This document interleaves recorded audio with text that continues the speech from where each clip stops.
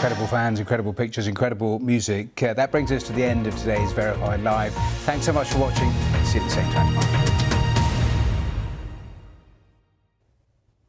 Hello. After all of the heat and the humidity of the weekend, a fresher story to take us through the week ahead. Many areas did see some heavy thunderstorms overnight Sunday, but to the south of the UK, many spots are still staying stubbornly dry, the cracked ground here in Hampshire. In terms of any meaningful rain for southernmost counties of England, perhaps later on this week there is something to come. I'll show you that in a moment. Here we are though this Monday with high pressure to the south of the UK, low pressure pulling away to the northeast. A few showers to come through the remainder of the day across the northern half of the UK, most of them fading out though once the sun begins to set. Central and eastern areas staying clear overnight. Towards the west, a bit more cloud arriving, the breeze lifting a little. A cooler night than last night. In many spots last night, temperatures didn't get out of the mid-teens. They will be lower tonight, perhaps as low as 6 degrees somewhere in eastern Scotland. And then through Tuesday, an area of low pressure tries to approach from the Atlantic, feeding in a lot of high cloud, turning sunshine hazy, some rain into northern England, Northern Ireland and Scotland as we go into the afternoon. To the south, bright skies, highs of 21, 22 degrees, 16 or 17 for northern Scotland. And then overnight and into Wednesday, we really start to pull in some humidity from the south. So quite a muggy start to Wednesday, a warmer night again Tuesday night. And then for Wednesday daytime, quite a lot of cloud around, some heavier and more persistent rain getting into Scotland, northern England, and then some showers potentially running across eastern England that could at times be heavy and thunderstormy. And you can see the temperatures here have come back up again, up into the mid-20s, 25 degrees, 17, 18 across most of Scotland and Northern Ireland. And then it's what this trailing weather front does on Thursday that is the biggest question possibly in our forecast for the week ahead. Will it stick around close to the southeast of the UK, bringing some much needed rain here, or will it whisk away a little faster? Current thinking has it perhaps bringing a decent amount of rain to the southeast of England on Thursday, 10-15 millimetres for some areas. But as we look at our forecast day on day, that is just changing a little, so we will firm that up closer to the time for you. But as you can see, towards the end of the week, we move back into that fresher feeling air.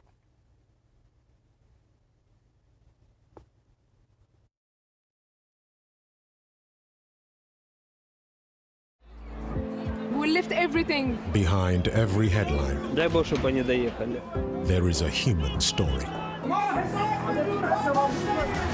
This is Our World, a series of documentary films that reveal the human drama at the heart of global events. Життя триває, у нас двоє дітей. Our World. Watch on BBC iPlayer. People are travelling again, heading back out on the road and rediscovering their wanderlust. Exploring new destinations and cultures, making fresh friends and creating memories that will last a lifetime. That's why at the travel show, we're expanding our horizons too. And wherever we go, we want you to come with us. Now that might make for an awful lot of excess baggage, but we think you're worth it. The Travel Show, Saturday at 2:30 on BBC News and iPlayer.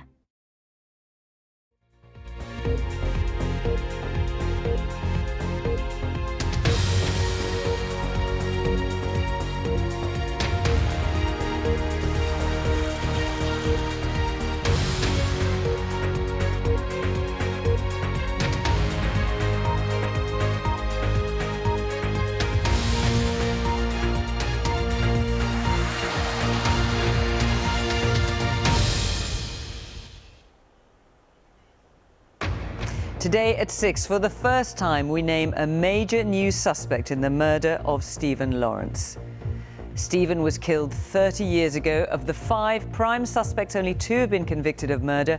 Now we can reveal this man, Matthew White, as a 6th suspect. There was more than 2 people who was at the scene and the night that they murdered my son. All of them should be in prison doing time. We reveal how the Met Police missed the chance to fully investigate Matthew White and what difference that may have made to bringing all Stephen's killers to justice. Also tonight, after the weekend rebellion in Russia, the man who led it, Yevgeny Prigozhin, breaks his silence. Prince William sets out his mission to end homelessness across the UK. I was useless. People think it just happened overnight. I couldn't hit a ball for love or money. But now Alfie Hewitt is aiming for Wimbledon and the only Grand Slam he has yet to win. And coming up on Sportsday later in the hour on BBC News, England's women now face a tough task if they're going to win the Ashes after defeat in the one-off test against Australia at Trent Bridge.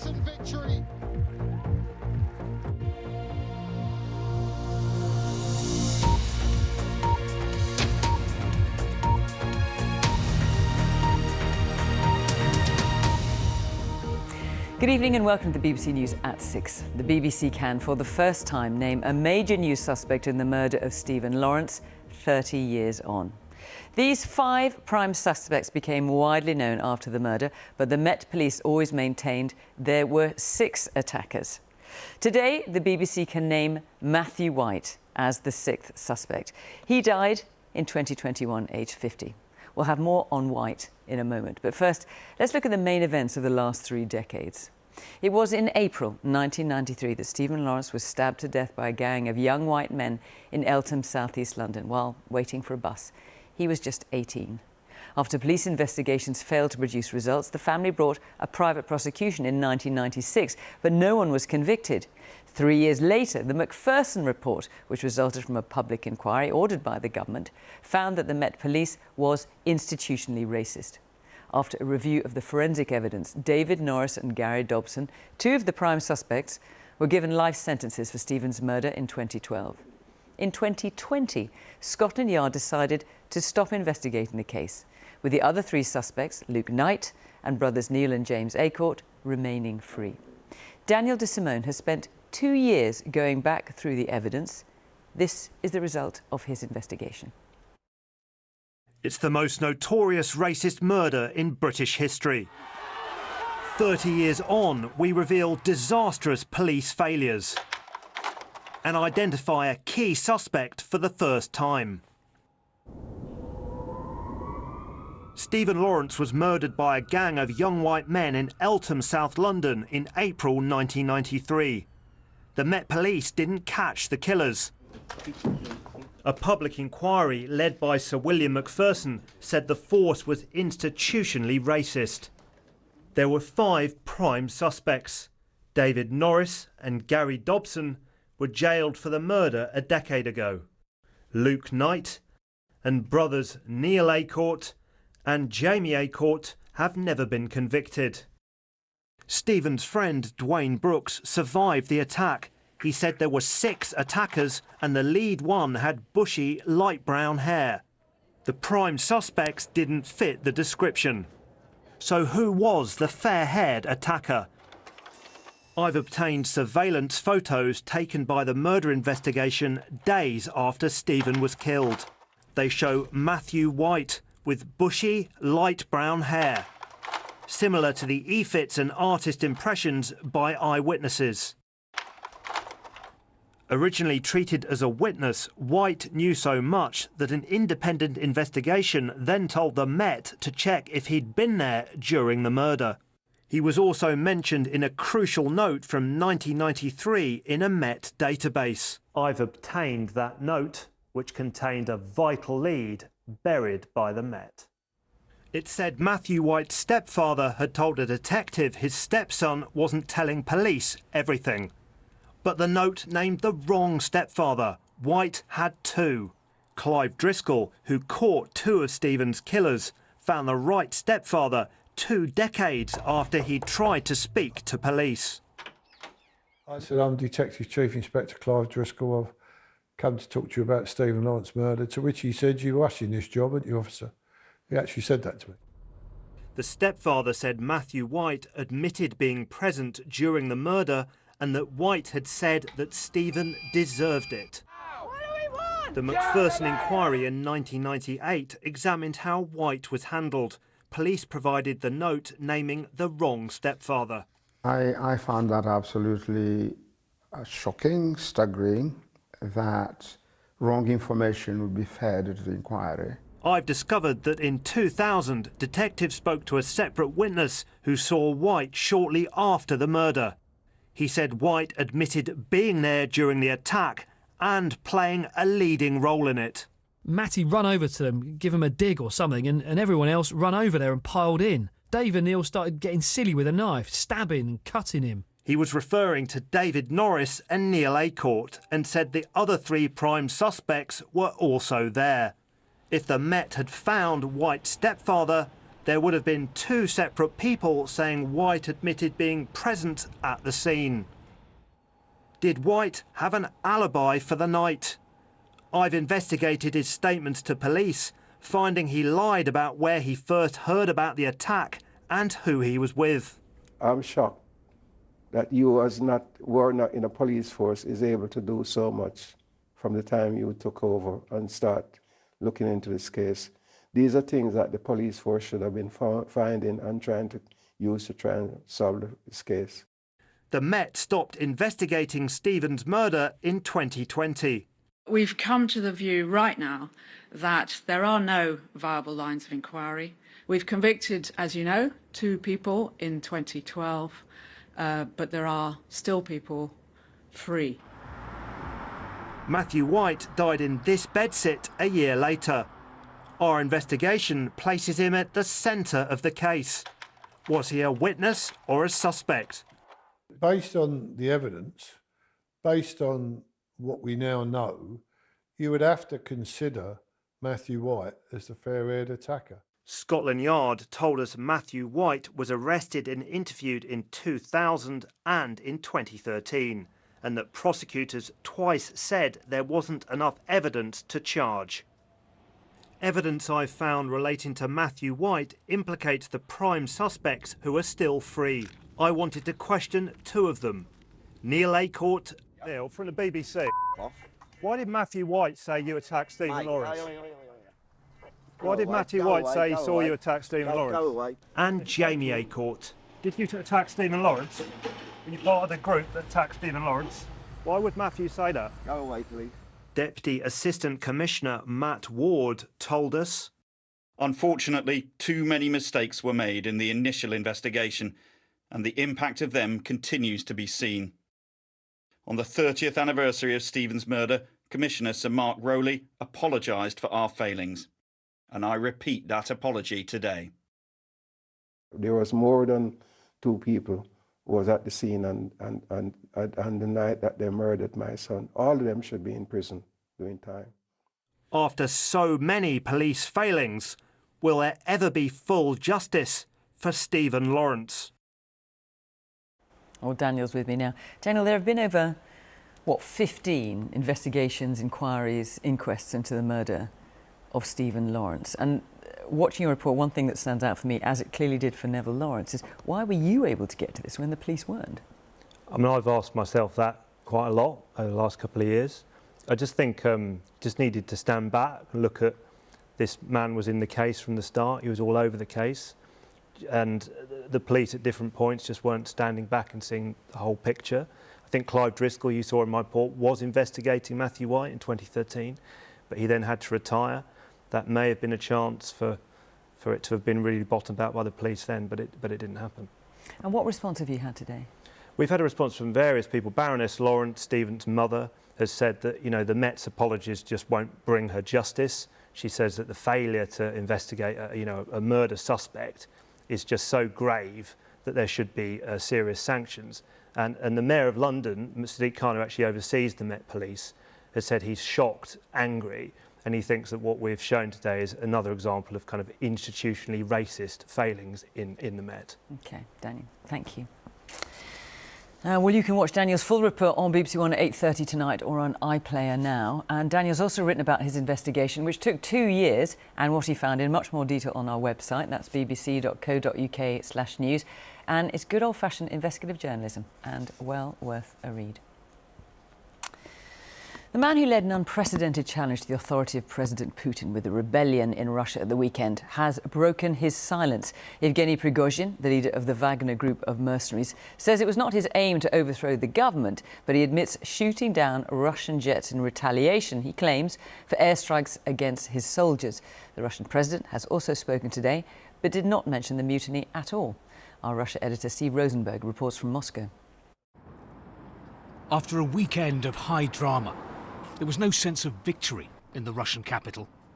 The mutiny had failed. But what next for President Putin? And what would the Russian authorities tell the Russian people about what had happened? Vladimir Putin said nothing today about the mutiny. He was shown discussing engineers. It's not clear when this was recorded. But Yevgeny Prigozhin, head of the Wagner mercenaries, who hasn't been seen in public since Saturday, did talk today about his rebellion.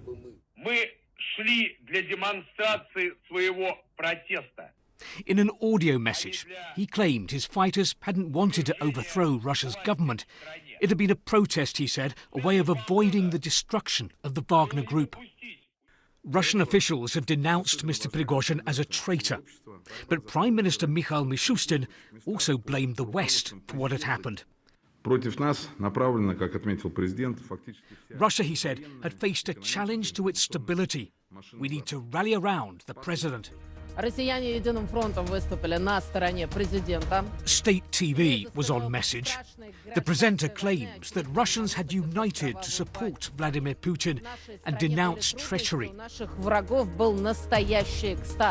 Our enemies were in ecstasy during the mutiny, she said. The traitor Yevgeny Prigozhin did a good job for Western propaganda. But at the newspaper kiosk, I discovered a different reaction. In the dailies, it was less blame the West and much more, where is Russia heading? Russian newspapers are really interesting on this today. Even though the media landscape here is heavily controlled by the state, some of the papers are saying things the Kremlin isn't. For example, this paper says that with the mutiny, Russia has demonstrated its vulnerability to the whole world and to itself. And this paper calls what Mr. Prigozhin has done an unprecedented challenge to Vladimir Putin. It says it will have long-term consequences for Russia. Events seem to take the Kremlin by surprise. Did 2 decades in power make Vladimir Putin too confident? After 23 years, I mean, you do lose your sense of reality. In a giant country like this, when everything is in the center and everybody is doing everything at your whim, you would be incredibly great person not to lose your marbles this way. He's under pressure. But don't write off Vladimir Putin. One thing he's learnt since coming to power is how to stay there. Steve Rosenberg, BBC News, Moscow. Let's speak now to our international editor, Jeremy Bowen, who's in the Ukrainian capital Kyiv for us this evening. So, Jeremy, how should we interpret what we're hearing from President Putin and Yevgeny Prigozhin? And what's the response been there in Ukraine? Well, I mean, first of all, Steve made a very good point there, which is that authoritarian leaders, even when they're damaged, know how to hang on to power. So I do think in some of the analysis that suggests that Putin is right straight away on the way out, there's quite a bit of wishful thinking tied up in all of that. You know, I think here in Kyiv and in Moscow and actually in NATO capitals as well, this has been one of those weekends when people have to try and reassess their ideas, change their thinking, to accept that maybe things have changed quite radically. You've been hearing about what's been going on in Moscow in terms of the challenge to President Putin.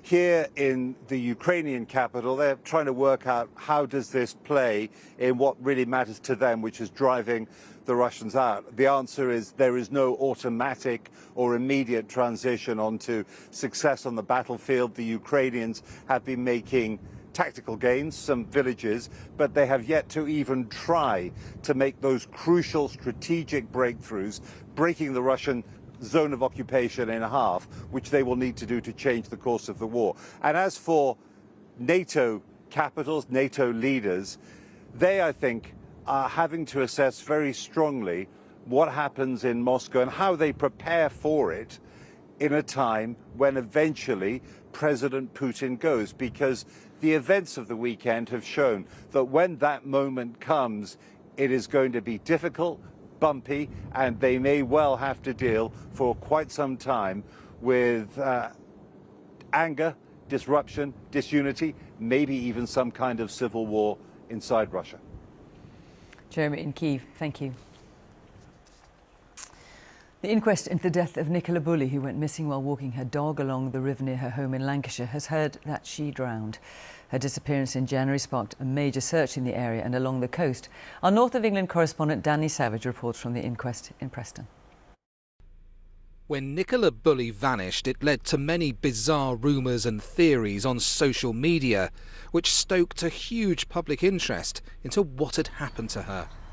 She was last seen walking her dog on a riverside footpath near the village of St Michael's on Wyre on January the 27th. Her dog and mobile phone were found here. Lancashire police always stated she had gone into the water and never got out. But it was 3 weeks before her body was spotted in the river. A pathologist told today's inquest that Nicola Bully had drowned and there was no evidence she'd been harmed on the day she disappeared. During the time she was missing, there were far-fetched theories on social media about what had happened to Nicola Bully.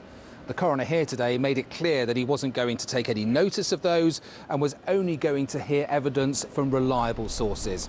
He also warned anyone contemplating disrupting proceedings in Preston not to. There was unusually tight security here to prevent anyone from causing trouble. Other expert witnesses told the coroner that anyone in the water in January would have been unconscious almost immediately.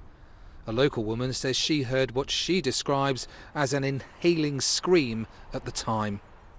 During the time she was missing, police released details about Nicola Bully's issues with alcohol. The pathologist today said there was no alcohol in her system on the day she died. The inquest into her death continues tomorrow. Danny Savage, BBC News, Preston. It would cost £63,000 more to send an asylum seeker to Rwanda than to keep them in the UK, Home Office documents show. An economic assessment of the illegal migration bill has just been published by ministers. Let's talk to our political correspondent, Nick Eardley, who's at Westminster for us. So, Nick, this news just broke in the last hour. What more can you tell us about it? Fiona, stopping the small boats is one of the high tests that Rishi Sunak has set himself. But there's always been a question over how much the plans that ministers have developed would cost, like the scheme to send asylum seekers to Rwanda. In the last hour, a bit of an answer, an impact assessment published by the Home Office, and it suggests it would be a lot. Up to £170,000 would be the cost of sending someone to a third country like Rwanda. Now, there would be savings as a result. This suggests that about £105,000 would be saved in accommodation costs. But that still means that it would cost tens of thousands of pounds more, £60,000, to send someone to a third country than to house them in the UK. So why are ministers doing it? Well, one reason is political. Rishi Sunak wants to be seen to be looking at pretty radical solutions to stopping the sight of small boats crossing the channel. The second is actually economic. The Home Office argues that if this policy works as a deterrent, if it stops people making that perilous journey across the channel, then in the long run, it will save the taxpayer money. But the Rwanda scheme and the government's plans are highly controversial. They're currently stuck in the courts, so no flights to Rwanda have actually taken off yet. They're politically controversial, and the cost is going to be part of that controversy too now. Nick at Westminster, thank you. The time is nearly 6:20. Our top story this evening. A special BBC investigation reveals a new suspect in the murder of Stephen Lawrence. Still to come, we take a look back at the life of Scotland's longest-serving and much-loved manager, Craig Brown, following news of his death earlier today. Coming up on Sportsday in the next 15 minutes on BBC News, we'll hear how the Hollywood stars who turned Wrexham's fortunes around have now turned their attention to motorsport and a multi-million-dollar investment in Formula One.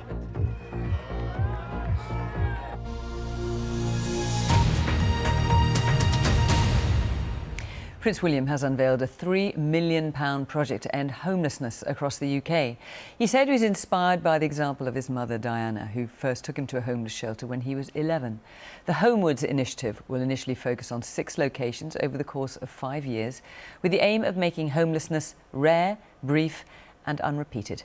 Our royal correspondent, Daniela Ralph, has more. First stop, Lambeth in South London, for one of the most ambitious projects the Prince of Wales has embarked on. 2 days, 6 locations and a 5-year challenge to end homelessness in each of them. Good morning, everybody. It won't be easy. But inspired by his mother, Prince William says it is realistic. I first visited a homelessness shelter when I was 11 with my mother. The visits we made together left a deep and lasting impression. I've met so many extraordinary people and listened to so many heartbreaking personal stories. Too many people have found themselves without a stable and permanent place to call home. And there was a reunion too. Prince William met trainee barista Tavernia Reid last week at a new housing project he opened. To her surprise, they met again today, and he remembered her. I was homeless from around 15, 16. And then I went into a hostel for a couple of years, and the fact that he recognised me today was a big thing. It shows that it really stuck on his mind, what I told him last week. So that's a good thing, yeah.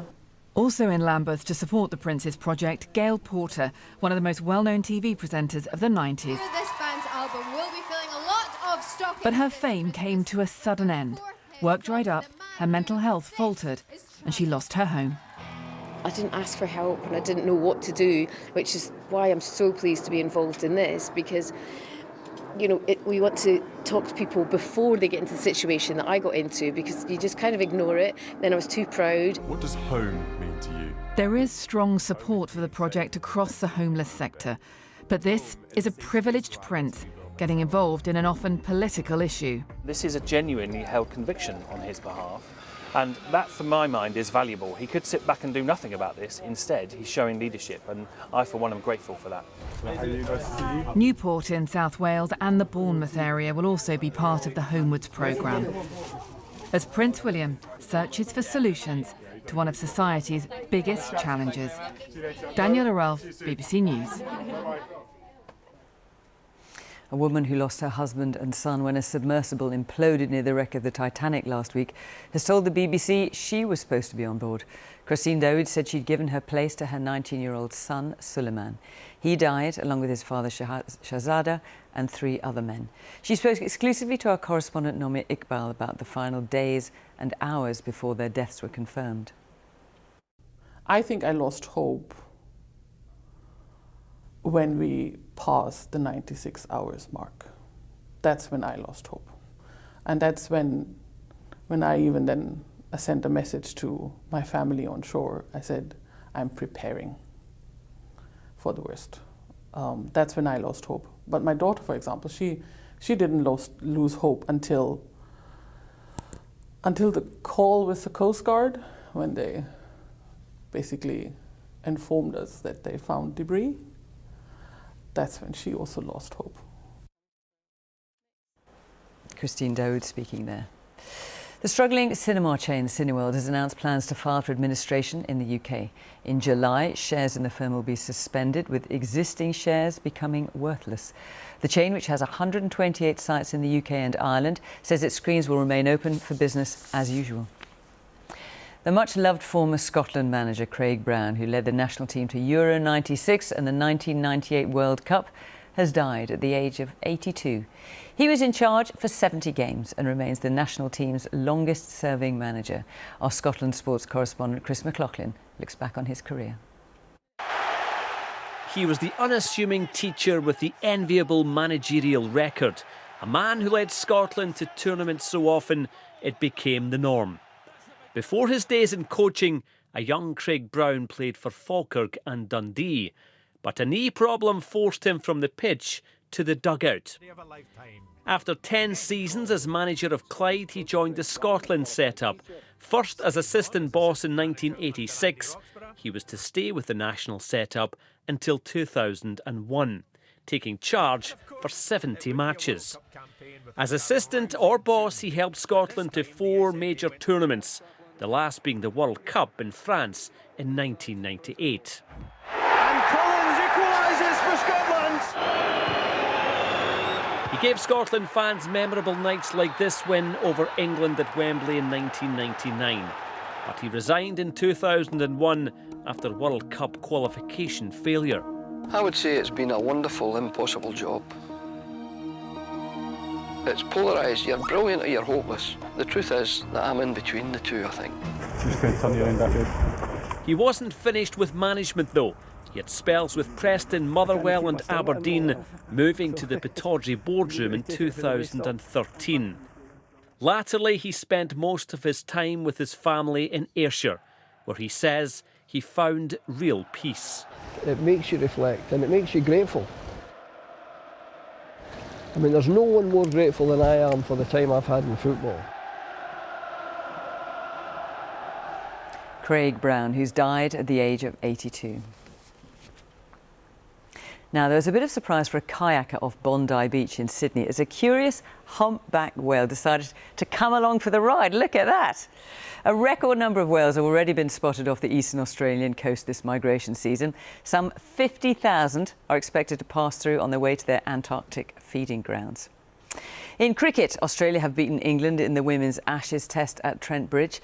The tourists won by 89 runs. Their next encounter will be a 20-over match in Edgbaston on the 1st of July. England's captain, Heather Knight, said she was disappointed with the result, but proud of her team. It's just a week until the start of Wimbledon, where one British player will be hoping to make history. Wheelchair tennis star Alfie Hewitt has won every Grand Slam title at both singles and doubles, with the exception of the Wimbledon singles title. Could this be his year? Andy Swiss has been to meet him. When it comes to trailblazers, well, they don't blaze brighter than Alfie Hewitt. After dazzling his way to the final at last year's Wimbledon, he's ready for another tilt at the only major title that's eluded him.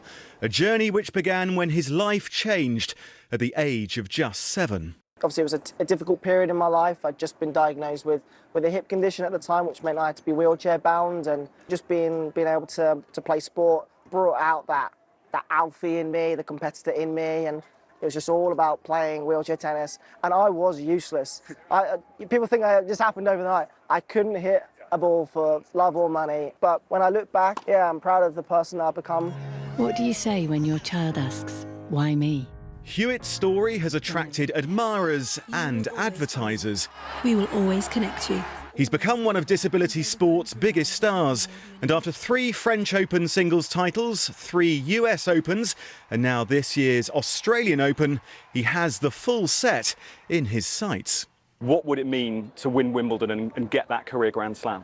Yeah, I mean, it's a bit of a dumb question. It would mean a lot, right? I thought it might. Yeah, it would mean a lot.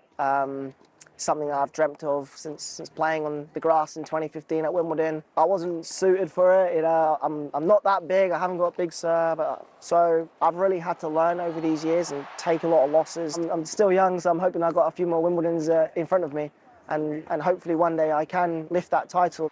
He's also hoping to add to his 4 Wimbledon doubles titles with Gordon Reid, but it's the singles that gives him a shot at history.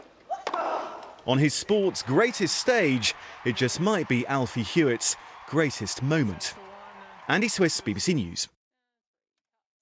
Good luck to him. Right, let's take a look at the weather. Stav is here. Stav, is it set fair or is it going to change? We've got some changes to the weather, actually, Fiona. No more of this blocked high, hot, dry, sunny weather. It does look like it'll be more unsettled for this upcoming week. So good news for those wanting some fresher air and also more rain for their gardens. The upcoming week will start to see a stronger jet pushing low pressure in towards our shore. So mixed weather at times. Some sunshine, but also spells of rain with a few showers, and generally, for most of us, it will feel fresher with temperatures closer to the seasonal norm, or a little above the seasonal norm. Now, we've got one area of low pressure starting to work its way into western areas as we move through the overnight period. So this evening, any showers fade away. It'll be a dry and a clear night for most. Cloud thickens up with the strengthening breeze with outbreaks of rain. Northern Ireland initially, then into western Scotland towards the end of the night. So temperatures lifting here, turning a bit more humid, but further east, a lot more comfortable for sleeping. Generally, the low teens, maybe a bit lower across eastern Scotland. We start off with the sunshine across eastern areas, but it won't last long.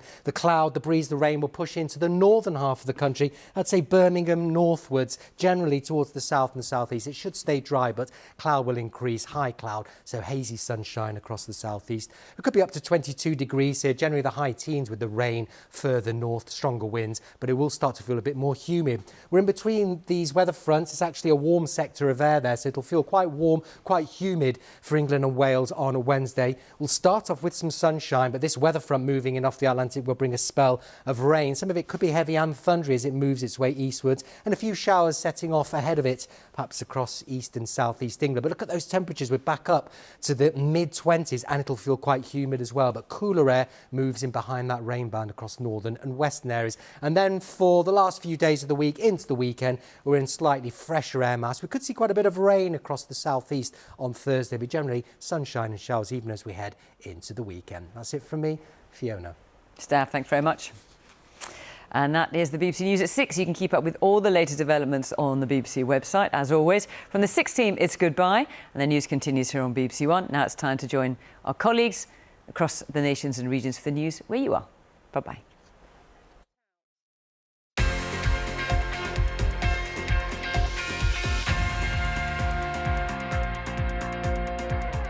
Hello there, I'm Olly Foster. Here's what's coming up for you on Sportsday this evening.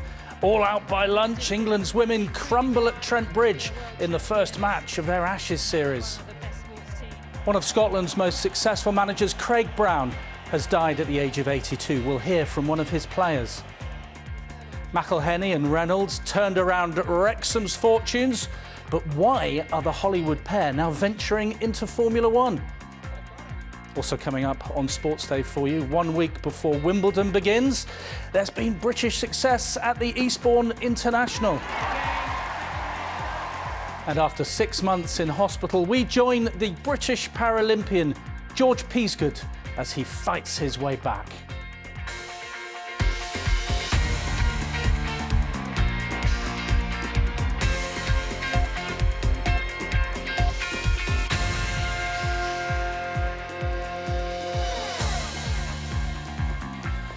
Good evening to you. Welcome along. A really summery feel to Sports Day on this Monday. Lots of cricket and tennis. We're going to start with the women's Ashes because England have lost their one-off test to Australia on the final day at Trent Bridge. They had hope this morning with 152 runs required, 5 wickets in hand, but it was all over by lunch. Joe Curry reports from Trent Bridge.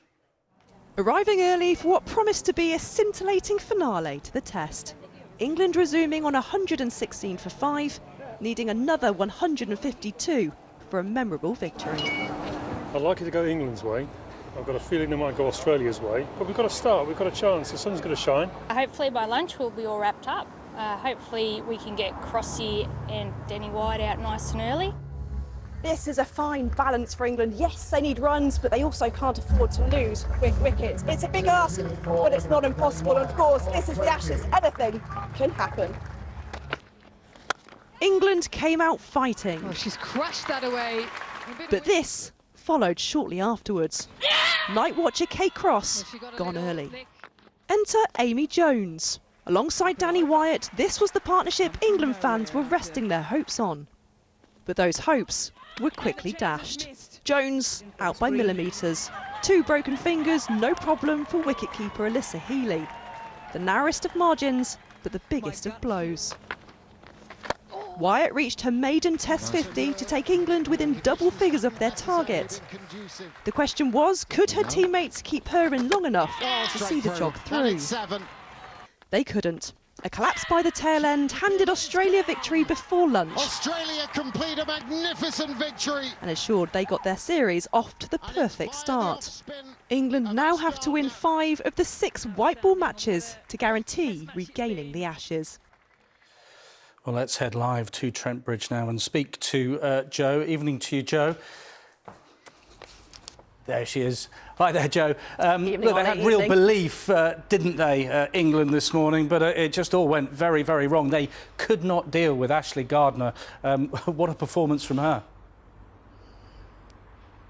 Absolutely all quiet now here at Trent Bridge, but this morning in front of 2,000 fans, spinner Gardner really rattled England. She finished their second innings with stats of 8 for 66, taking 12 wickets across the game as a whole. Now, England, of course, had their own moments of magic throughout the match. We had those 2 fifers from Sophie Ecclestone. We also had that 208 from Tammy Beaumont on day 3. One of the finest moments we've seen from an England women's player with a bat in a test match. However, in the end, they were simply undone by a better team in a few crucial moments of the match. Here's England captain Heather Knight. Obviously disappointment. There's a couple of sessions that we could have done a lot better. Day 3 and day 4, the evening sessions there that probably cost us the game. But I think the way we've gone toe-to-toe with the Australians and really put them under pressure at times, I've been really proud of how the girls have done that, and I don't think we've taken a backward step throughout this test. But yeah, ultimately disappointed, honestly, of being on the losing side. Skipper looking for positives, Joe. It is a multi-format series. No more tests. Australia got 4 points for that. Still 12 points to play for. You'd think, oh, England, are still in this. But it's a tough task, isn't it? It is. So the next 6 white ball games are all worth 2 points each. As you say, 12 points on offer. It means if England want to guarantee that they win the Ashes, something that they haven't done since 2014, they need to win 5 of those 6 games. So it's all to do. Over the test, though, they played without fear, they played with some flair, and they're going to need to bring all that and more when the T20s start on Saturday, because Australia are the reigning world champions in both white ball formats of the game. Now, ahead of that white ball part of the series, I've been getting the thoughts of former England bowler Alex Hartley.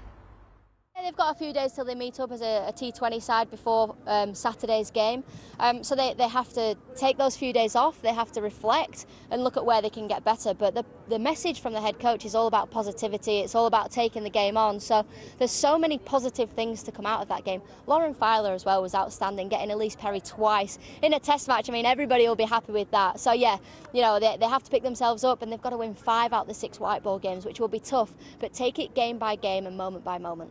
Let's talk about these white ball games then. It starts with 3 T20s. What kind of changes do you think we'll see to the side, and do we need to change anything mentality-wise? I think the mentality stays the same. I've been really impressed with how Heather Knight, the captain, spoken post-game. She's been upbeat, girls, there's been some brilliant play. We just need to reflect and move on. We'll see a slight shift in the squad, no doubt. We'll see some players come in. Sarah Glenn will come in. Maybe Tammy Beaumont will miss out and things like that. So there will be a different squad going into the T20s, but that's the beauty of it, isn't it? Because we're at home, we can chop and change our teams, and we can have our best teams out there at the moment. Yes, a few days now for both teams to rest and recover, and perhaps in England's case to decompress as well. The first T20 gets underway on Saturday evening at Edgbaston. There will of course be full coverage across the BBC. Live from Trent Bridge. Many thanks indeed. So England's women, they have made a losing start to their Ashes series. The second test in the men's series starts on Wednesday at Lord's. England 1 down in that after losing the opening match at Edgbaston by 2 wickets. Our sports correspondent Joe Wilson has been with the squad today. There's always plenty to look out for at an England training session, especially 2 days before an Ashes test match, especially when there's so much scrutiny about Moeen Ali's injured finger. Now, we were watching, he had the ball, it was spinning. Look out here for a man half Moeen Ali's age. Rehan Ahmed, welcome to the Ashes squad. Remember his potential not just as a spin bowler, but as an aggressive batter. Right. Mark Wood, England's fastest bowler, left out of the first test match, was waiting, pondering, but above all that lies England's mindset. Above all, they are 1-0 down. I think in the past a lot of England players might have felt a little bit nervous and trying to ensure they don't lose the second test. Is there any of that feeling in the England dressing room this week? Absolutely not. I mean, look, there's a lot of chat about it, and we spoke positively about the game. We were gutted at the end of the game, of course, to lose, as you should be in a game like that. You put in 5 days hard work, and to end up just on the wrong side of the result was sort of, you get back to your sport and you're like, oh man, how annoying is that? But then we spoke positively about the game. We spoke about what we did well, what we can improve on this week, but there's no sort of fear of losing, and that's something that this team's never going to have. We might be, if we go 2-0 down, we're going to see it as a chance to win 3-2. Sounds good, but let's be clear, there's a very confident group of Australians in front of the pavilion. Look at David Warner, first slip, and a certain swagger. More coming up. Australia could make changes. I mean, they could bring in Mitchell Starc. You know, we're coming off a good week, but we know we can play better cricket, and you know, the way that England are playing their cricket, they're going to come as hard, if not harder. So, yeah, if I do get the chance, it's going to be an exciting week. If not, it's the lunches here are pretty good too. The voice of experience. And experience tells us that 2-0 up in an Ashes series is a very, very strong position. Joe Wilson reporting there from Lords. Now let's turn to football, because Scotland's longest-serving manager, Craig Brown, has died at the age of 82 after a short illness. He was in charge for 71 games and took the national side to Euro 96 and France 98, the last time Scotland's men qualified for a World Cup. Paul Lambert, who played in that tournament, won his first cap under Brown. Forget the football side of it. As a person, he was top class. Really, one of the best one-liner people I've ever heard, the way he came across it. One of the best after-dinner speakers I'd heard, the stories and the experiences of him. But a really good manager to play under. And I think if you ask anybody in our era, we'd have ran through a wall for him. And that's why he probably got us to a World Cup, because all the lads would have ran through the wall for him. And all the lads were good players, to be fair. He gave you your first cap as well. You played the majority of your games underneath him. Yeah, I did. And it was great with me. I came in, I'd signed for Borussia Dortmund in 1996, and I came in just after the Euros when Scotland got knocked out of the Euros. I came in just after that, and he virtually played me every game. And so a lot to him for my Scotland career, basically for what he'd done, and took me to a World Cup final, which is everybody's aim when you're growing up, especially coming from a small kind of country such as ourselves, where it's difficult to get to. His record proven. It's proven. So Craig doing it was a terrific achievement. He hated people being late. He didn't like everybody being smart going to the games. He never liked it. He liked his all to be the same. And those values and those traits, I think, stands everybody in good stead. I think that's sadly lacking in probably the world today, but I think he installed it in us at that era. So I think he was brilliant for that. He really was. Maybe sometimes it went over the mark a little bit, but you ask anybody, and I'm talking about all the top players he worked with, I'm pretty sure most everybody would say top person. And his legacy, Paul? Was the last man to take us to a World Cup final, or World Cup finals. That's an extraordinary feat on its own. I think the way he embraced all the lads. I said before, it's a real sad day, this, because I was shocked that when I heard the news that he'd passed away. His legacy, I think, would be one of the good guys, without a shadow of a doubt. But I'm talking about off the pitch. You could have a real good laugh with him, a real good conversation. But his last man to take Scotland to a World Cup. Paul Lambert giving us his tribute to Craig Brown, the former Scotland manager who's died at the age of 82 today. Well, let's stay with football, because today's big transfer news is that the Manchester City captain Ilkay Gundogan has signed for Barcelona.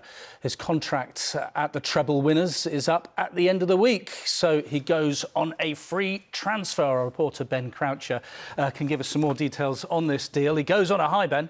Well, I mean, what a high he finished on. He's been a brilliant player for Manchester City down the years. Pep Guardiola's first signing, you might remember, finished off with 2 goals in the FA Cup final against Manchester United and a treble to boot. Not a bad way to go out. But let's take a look at his record at City. He wasn't always first choice with the likes of Fernandinho, Kevin De Bruyne, David Silva, and then latterly Rodri in that midfield, but he became more integral in recent years. 60 goals and 40 assists in over 300 games. He was part of City's most successful era in the Premier League. 5 Premier Leagues, 4 EFL Cups in a row, and then the Champions League that he craved. Speaking today, he talks so passionately about winning that. He called the competition an obsession, and he spoke of his sadness at leaving the team's WhatsApp group. But even as he becomes a Barcelona player on an initial 2-year deal, he said, "I'll always be City. Nothing can break that bond. Love on the highest level possible." The question is, just how does City replace him? I mean, it's going to be really, really difficult. But if you think about the people who have left over the years, how do you replace Zabaleta, Kompany, Aguero?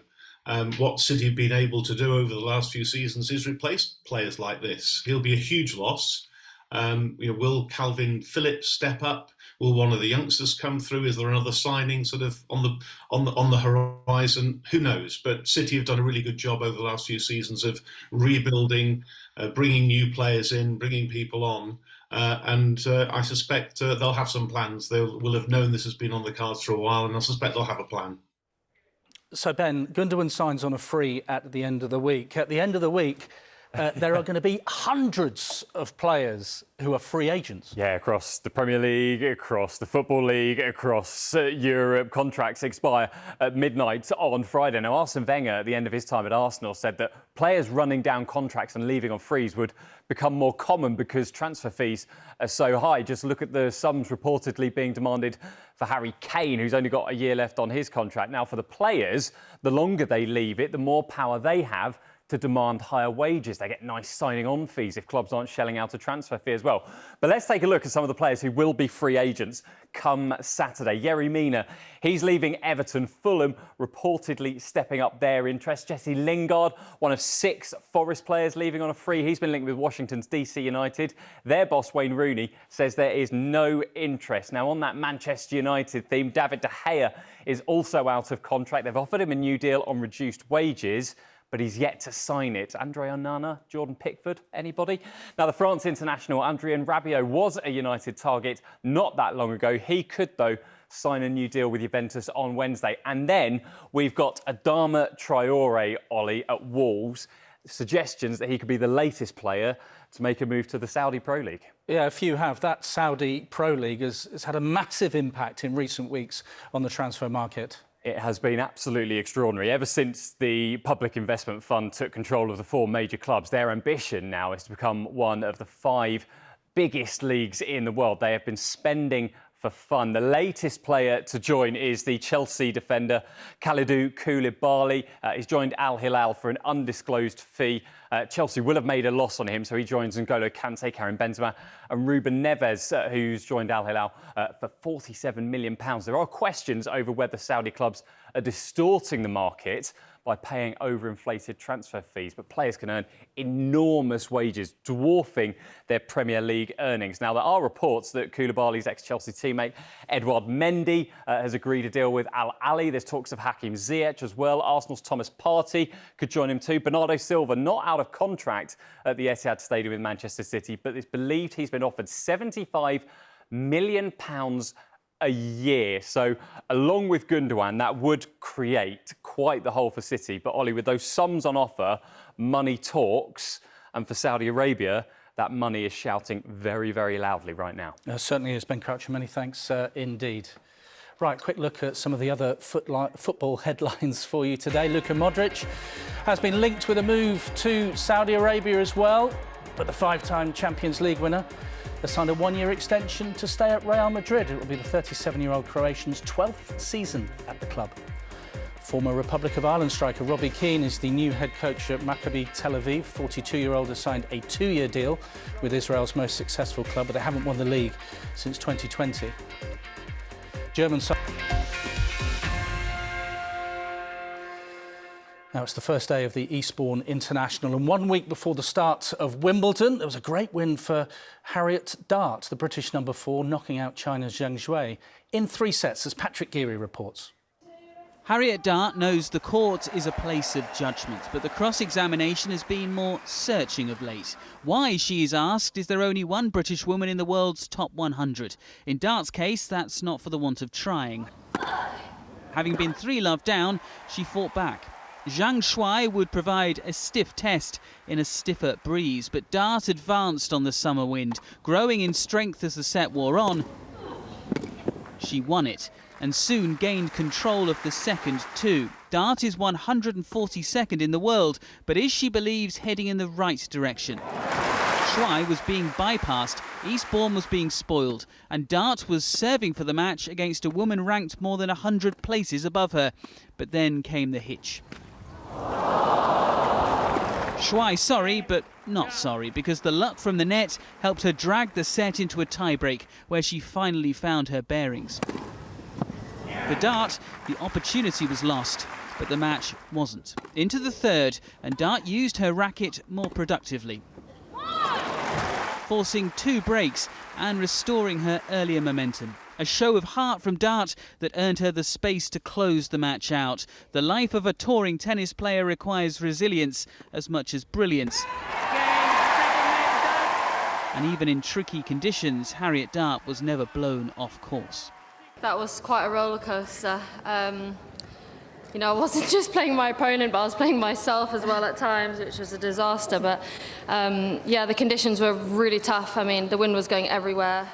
A Wimbledon wild card is guaranteed, and she's found some form. So how far can Dart travel with a fair wind?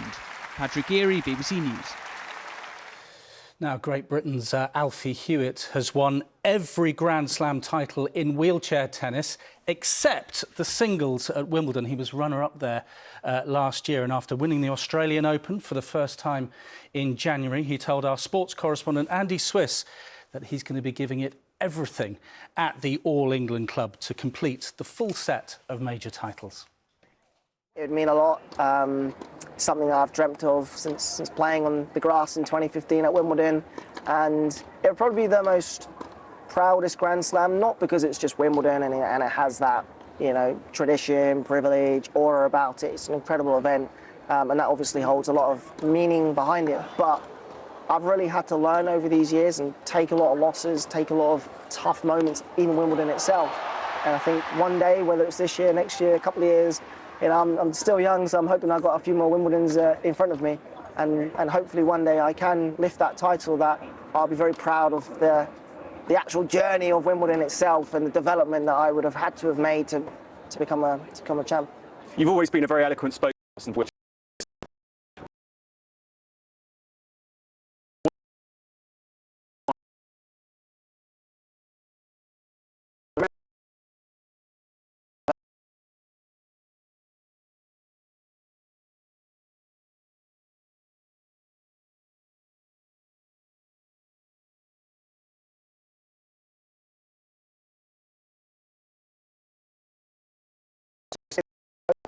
the youngsters up there who may be disabled to go, you know what, I can physically dream of playing on court number 1 at Wimbledon. I mean, that's incredible, just saying that itself. Like, a wheelchair athlete can play their sport on this iconic arena. It's incredible, and I'm so proud of Wimbledon for really caring and making that change and going, you know what, we're even gonna bring a traditional 1 p.m. start forward to 11 o'clock so we can allow this to happen. Obviously, I wish and hope that I'm there on the weekend playing in those finals, and whatever happens, I'll probably be there and following, you know, even if it's not me. Just a few months ago, the Hollywood actors Ryan Reynolds and Rob McElhenney were celebrating Wrexham's return to the Football League, but they're now expanding their sports portfolio. The pair are part of a group investing in the British-based Alpine racing team in Formula One. Jane Dougal is here with some of the more details. Quite a departure, this, from what was a non-league team, putting a load of money into that, to going to the very top of motorsport. Yeah, they bought Wrexham for £2 million, Ollie, but this is a different league completely, because the two actors are part of a group that paid more than $200 million for just a 24% stake in Alpine. It's led by Redbird Capital Partners. They've got cash. They bought AC Milan for €1.2 billion last year. They're investors in Fenway Sports Group, who own Liverpool, so that's where the money's coming from. A big part of Reynolds and McElhenney's contribution is going to be their profile and, of course, raising Alpine's profile, because don't forget, their contribution and their impact on Wrexham was phenomenal. Their documentary Welcome to Wrexham was credited with doubling the crowds and sales of merchandise. Social media exploded as well. Now, Formula One does have the platform Netflix series Drive to Survive, but the US is Formula One's biggest growth area, so Alpine will be looking to capitalise on having two Hollywood stars at their helm. Jane Dougal, many thanks indeed. Now, in October last year, the day before his 27th birthday, Paralympic medalist George Peasgood suffered a serious brain injury after a freak cycling accident. Now at a rehabilitation centre, he's slowly moving towards his goal of just getting his life back. Our reporter Matt Graveling has been to meet him. Australia, 2018. Yes, George! Another podium for Great Britain's George Peasgood. This success came 20 years after a lawnmower accident left George needing 15 surgeries to his leg. As he grew, George continued to swim, cycle and run. In 2011, he was picked up by British Triathlon, and George already had a clear goal in mind. Get to Rio and hopefully doing a couple of other games after that. I really want to make this as the best part of my life and make it as long as possible, really. Rio became reality and was followed by 2 medals in Tokyo. Up next, the Paralympics in Paris. George was flying, but then, on the 1st of October, the day before his 27th birthday, a bike crash changed everything. Rushed to hospital with a serious brain injury, doctors said George was in the deepest level of coma. His family were told to expect the worst. But then, 6 weeks later, George woke up. It felt like I'd woken up from a dream. So literally everything from October, November, December, up until 30th of January felt like a dream. After 6 months, George left hospital. And now, here in Leicestershire, 85 miles away and 9 months on from the crash which almost claimed his life, George continues to beat the odds. Every day is a positive, like literally every day is a step forward from there. I've got 3 hours of intense rehab. Each week I also have a counselling session, which is like that's more the mental side of things. Every day is just massive rehab focus. Good, keep driving, keep driving, keep driving. Good, work, work, work, work, work. Good, ease off. Really? George is fantastic. His ability to just get on with it and crack on and work hard and make the best of a pretty poor situation has been inspiring. To have gone from being told that it's unlikely he's probably ever going to walk again, let alone run, to then doing the things that I've seen him doing the past few weeks he's been here has been incredible. While any talk of competing is on the back burner for now, George says that overcoming adversity at a young age was what saved his life this time around. It's like being stubborn. Like, I've learned to be so stubborn and never take no for an answer. And I just want my life back, the way it was before my accident. That's all I want to do, is try and get my life back. You going to get there? Yeah, definitely. Matt Graveling, BBC News. George Peasgood, all the very best of luck to him. Just a reminder of our top story. England women have lost the one-off test against Australia by 89 runs, bowled out for 178 by lunch. The Ashes series continues on Saturday with the first of 3 T20s, then the one-dayers to follow. England's women have it all to do. From me, Olly Foster, and the rest of the Sports Day team, goodbye.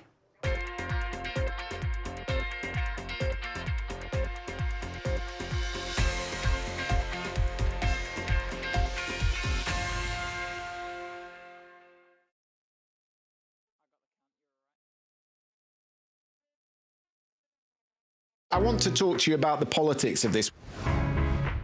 Did she not think she was going to get that question?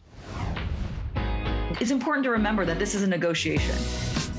It's a good photo of. I have an opportunity to create chaos. There is always an email. We are so insignificant in this cosmos. Do you want some facts on baguettes? I'm just feeding you the stories. Maybe this is the context. The Context, tonight from 8 p.m. on BBC News and iPlayer. We'll lift everything. Behind every headline, there is a human story. This is Our World. It's a living culture. A series of documentary films that reveal the human drama at the heart of global events. Життя триває, у нас 2 дітей. Our World. Watch on BBC iPlayer.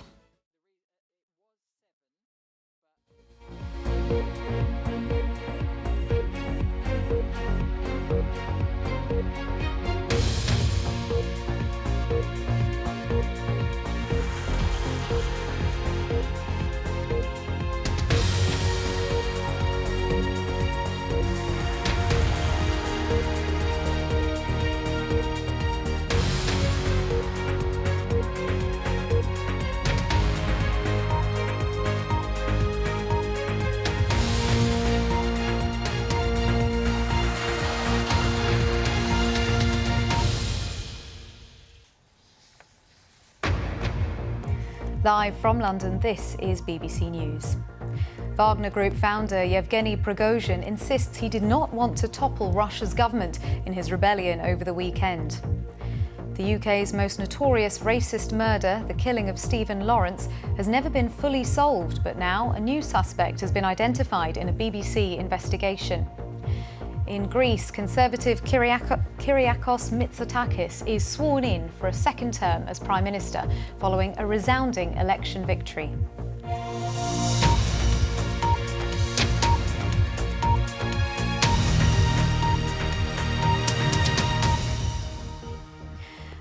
I'm Laxmi Gopal. Welcome to the Daily Global, where we'll bring you the top stories from around the world.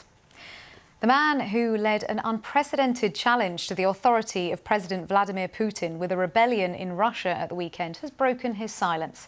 Yevgeny Prigozhin, the leader of the Wagner group of mercenaries, says it was not his aim to overthrow the government, but he admits shooting down Russian jets in retaliation, he claims, for airstrikes against his soldiers. The Russian president has also spoken today, but didn't mention the mutiny at all. Our Russia editor Steve Rosenberg sent this report from Moscow. After a weekend of high drama, there was no sense of victory in the Russian capital. The mutiny had failed, but what next for President Putin? And what would the Russian authorities tell the Russian people about what had happened? Уважаемые друзья, Vladimir Putin said nothing today about the mutiny. He was shown discussing engineers. It's not clear when this was recorded. But Yevgeny Prigozhin, head of the Wagner mercenaries, who hasn't been seen in public since Saturday, did talk today about his rebellion.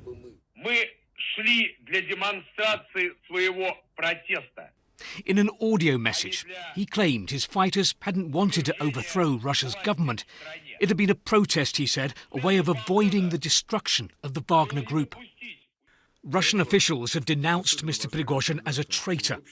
But Prime Minister Mikhail Mishustin also blamed the West for what had happened. Russia, he said, had faced a challenge to its stability. We need to rally around the president. Россияне единым фронтом выступили на стороне президента. State TV was on message. The presenter claims that Russians had united to support Vladimir Putin and denounce treachery. Наших врагов был настоящий экстаз. Our enemies were in ecstasy during the mutiny, she said. The traitor Yevgeny Prigozhin did a good job for Western propaganda. But at the newspaper kiosk, I discovered a different reaction.